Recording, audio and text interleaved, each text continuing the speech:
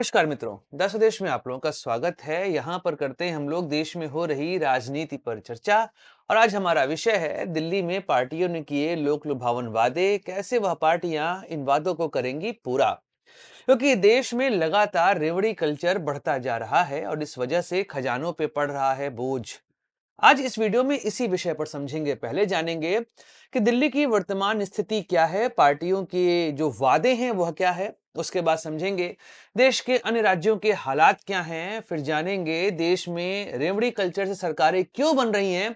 और अंत में समझेंगे कि आखिर रिफॉर्म कैसे किया जा सकता है। नमस्कार दोस्तों, मैं सुधांशु, आप देख रहे हैं देश विदेश।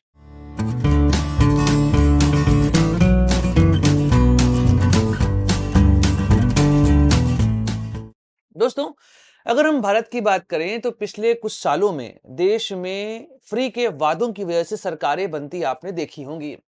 देश का कोई भी राज्य हो, आप हर जगह एक बात नोटिस कर रहे होंगे, जो जितना अधिक वादा कर रहा है कि हम आपको यह चीज फ्री में देंगे, उसके बाद नतीजे उनके पक्ष में जाते दिखाई दिए हैं। खासकर दिल्ली, मध्य प्रदेश, हरियाणा, झारखंड और महाराष्ट्र यह ऐसे राज्य रहे हैं जहां पर रेवड़ी कल्चर ने वहां की सरकारों को रिपीट करवाया है या फिर नई सरकारों का निर्माण करवाया है। पहले दिल्ली की बात करते हैं। दिल्ली की वर्तमान स्थिति यह है कि माना जा रहा है कि 2025 और 26 में जो बजट दिल्ली का आने वाला है, उसमें दिल्ली लगभग 6000 करोड़ के घाटे पर जाएगा। ऐसे में यहां पर पार्टियों ने कई सारे लोक लुभावन वादे किए हैं। अगर हम एक समग्र रूप से देखें तो आम आदमी पार्टी, भाजपा और कांग्रेस, इन सभी के घोषणा पत्रों में ऐसे ऐसे वादे हैं जिनके विषय में क्या ही कहा जाए। अगर हम सबसे पहले बात करें कि जो घोषणाएं हुई हैं वह किन किन सेक्टर्स को लेकर हुई हैं, तो नॉर्मली तो यही कहना चाहिए कि कोई भी ऐसा सेगमेंट नहीं छूटा है जिनके लिए हम यह कहें कि उनको फ्री की घोषणाओं का फायदा नहीं मिलने वाला है। जैसे अगर हम महिलाओं की बात करें तो तीनों पार्टियों ने कहा है कि हम फ्री में आपको देंगे पैसा। बस सेवा पहले से ही फ्री में चल रही है। बिजली और पानी को लेकर फ्री की घोषणाएं पहले ही हो चुकी हैं। यहां तक कि अगर आम आदमी पार्टी 200 यूनिट कह रही है तो उसके प्रभाव में आप देखेंगे कांग्रेस और भाजपा ने कहा है कि हम और ज्यादा फ्री यूनिट यहां पर बिजली देंगे। महिलाओं को 2100 रुपए देने का वादा आम आदमी पार्टी ने किया है, तो भाजपा कांग्रेस ने 2500 रुपए का वादा किया है। इसके अलावा स्वास्थ्य योजनाओं की बात करें तो संजीवनी योजना की घोषणा की है यहां पर आम आदमी पार्टी ने, तो ऐसी हेल्थ बेनिफिट योजना दी है कांग्रेस ने। और भाजपा ने कहा है कि आयुष्मान भारत योजना को हम यहां पर इंप्लीमेंट करेंगे। इसके अलावा फ्री बस सेवा, मेट्रो में छात्रों को छूट देने की बात, यह सब चीजें यहां पर आपको दिखाई दे रही होंगी। अब आप नोटिस करिए कि पिछली घोषणाओं के आधार पर जो स्थिति बनी हुई है, उससे अगर दिल्ली 6000 करोड़ रुपए के घाटे में जा रहा है, तो अगर इन सब फ्री योजनाओं को यहां पर इंप्लीमेंट किया गया तो दिल्ली का बजट कहां पर जाएगा। अगर हम दिल्ली के पुराने बजट की बात करें तो यहां पर जो टोटल अगर हम बात करें बजट की, तो वह 78,800 करोड़ का रहा है। और जिस तरह से घोषणाएं लगातार बढ़ती जा रही हैं, इससे दिल्ली के ऊपर लगभग 10,000 करोड़ रुपए का अतिरिक्त दबाव आने वाला है। यह पैसा कहां से आएगा, इसके विषय में कोई भी बात नहीं कर रहा है। अगर हम देश में रेमडी कल्चर की बात करें तो देश का कोई भी राज्य इससे अछूता नहीं है। हिमाचल, कर्नाटक, तेलंगाना, महाराष्ट्र, झारखंड, मध्य प्रदेश, छत्तीसगढ़, राजस्थान, यह सभी राज्य और इन सभी राज्यों में रेवड़ी कल्चर की वजह से जो यहाँ की सरकारों पर दबाव पड़ रहा है और वहां पर महंगाई की स्थिति बढ़ती जा रही है। देखिए, सरकार के पास पैसे तो होते नहीं हैं। सरकार आपसे टैक्स लेती है और वह पैसा आपको रिटर्न करती है। इस एवज में अगर सरकार को यहां पर मुफ्त की योजनाओं को इंप्लीमेंट करना है, तो सीधा मतलब है कि सरकार को टैक्स बढ़ाना पड़ेगा। आप कर्नाटक, महाराष्ट्र, मध्य प्रदेश, झारखंड, तेलंगाना, हिमाचल, इन सभी राज्यों को देखेंगे तो यहां पर लगातार सरकारें कुछ ऐसे मदों में वृद्धि करती जा रही हैं जिसकी वजह से राज्य की आर्थिक स्थिति में इन फ्री की योजनाओं को नियंत्रित किया जा सके। आप कर्नाटक, हिमाचल, मध्य प्रदेश, महाराष्ट्र को देखेंगे तो यहां पर सरकारों के पास मुफ्त की योजनाओं को इंप्लीमेंट करने के लिए पैसे नहीं बचे हैं।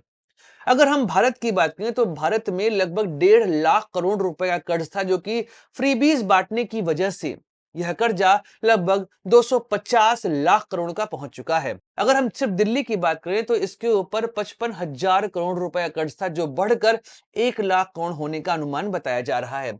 कमोबेश यही स्थिति पंजाब की, महाराष्ट्र की, कर्नाटक की, तेलंगाना की और मध्य प्रदेश की भी हमको होते दिखाई दे रही है। तो इन रेवड़ी कल्चर्स की वजह से देश की जो आर्थिक स्थिति है वह आपको खराब होते हुए दिखाई देगी। अगर हम इस विषय को और गूढ़ता से समझें कि आखिर रेवड़ी कल्चर ने देश में सरकारें बनाई हैं, शायद इस वजह से आप यहां पर नोटिस कर रहे होंगे कि लगातार फ्रीबीज की घोषणाएं बढ़ती जा रही हैं। आखिर ऐसा हो क्यों रहा है, इस विषय को भी समझते हैं। अगर हम देश की आर्थिक स्थिति को देखें तो यहां पर चमक दमक आपको दिखाई देगी, क्योंकि बाहर से आपने मकान को बहुत सुंदर बना दिया है, और जब आंतरिक रूप से आप इस बात को देखेंगे तो आपको समझ में आया कि यहां पर गरीबी की हालात बहुत ज्यादा हैं। यहां तक कि फ्रीबीज से अगर देश की जनता अट्रैक्ट हो रही है, इसका मतलब गरीबी का स्तर वह आ चुका है जहां पर जनता इन फ्रीबीज की मदद से ही अपना जीवन यापन जो है वह कर पा रहा है। यह सीधा सा मतलब है। अगर देश में गरीबी के हालात यह नहीं होते तो फ्रीबीज से कोई अट्रैक्ट क्यों होगा। अगर मेरे पास यह क्षमता है कि मैं 200 यूनिट 300 यूनिट का जो मेरे बिजली का खर्चा है उसका मैं पेमेंट कर सकता हूं, तो मैं सरकार पर निर्भर क्यों रहूंगा। अगर मैं अपने जीवन के उन खाद्यान्न की आपूर्ति कर सकता हूं जिस वजह से मेरा जीवन सुगम रूप से चल पाएगा, तो मैं सरकार से फ्री के लिए अनाज की मांग क्यों करूंगा, मैं फ्री की शिक्षा की मांग क्यों करूंगा। तो सीधी बात यह है कि देश की आर्थिक स्थिति खासकर अंदरूनी तौर पर इतनी डामाडोल हो चुकी है कि यह जनता, इनको जैसी फ्रीबीज दिया जाता है, यह पार्टियों की तरफ अट्रैक्ट होती हैं और उनको वोट देती हैं। तो देश की आर्थिक स्थिति के हालात यह हो चुके हैं कि बाहर से मकान बहुत चमक दमक वाला है, लेकिन अंदर टूटी खाट भी उपलब्ध नहीं है, और शायद इस वजह से देश में इन फ्रीबीज की पॉलिटिक्स का बढ़ता हुआ कद आप लगातार देखते जा रहे हैं।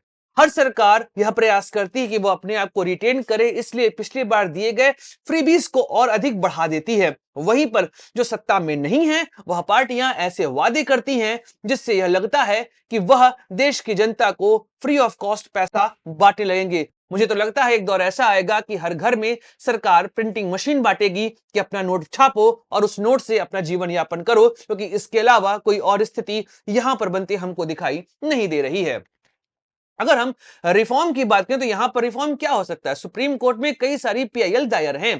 पहली बात तो यहां पर है कि सुप्रीम कोर्ट चुनाव आयोग को मिलकर एक ऐसा मसौदा तैयार करना चाहिए जिसके माध्यम से यह हम निर्धारित कर सके कि जो सरकारें या जो पार्टियां ऐसे फ्रीबीज की घोषणा कर रही हैं वह यह बता सकें कि आखिर वह इन मदों के लिए पैसे कहां से लेकर आएगी, क्योंकि अगर उनके पास इनके पैसे को खर्च करने के लिए जो फ्रीबीज वह बांट रहे हैं उसके लिए अगर उनके पास पैसे नहीं है तो वह कहां से इन अपने वादों को पूरा करेंगी, क्योंकि वादे कई बार ऐसे हो रहे हैं जो रियलिस्टिक नहीं है। कई बार सरकारें या पार्टियां ऐसे वादे कर रही हैं जिस वजह से उनके पास जो टोटल इनकम आ रही है वह इनकम उस पूरे राज्य की इनकम के बराबर भी नहीं है।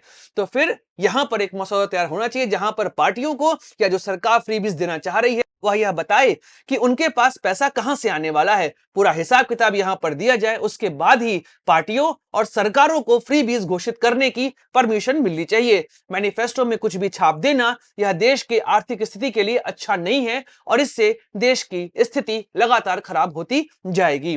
दोस्तों, यह वीडियो था फ्रीबीज पॉलिटिक्स को लेकर। बाकी चर्चा करते रहेंगे, मिलेंगे अगले वीडियो में। Like share subscribe the channel.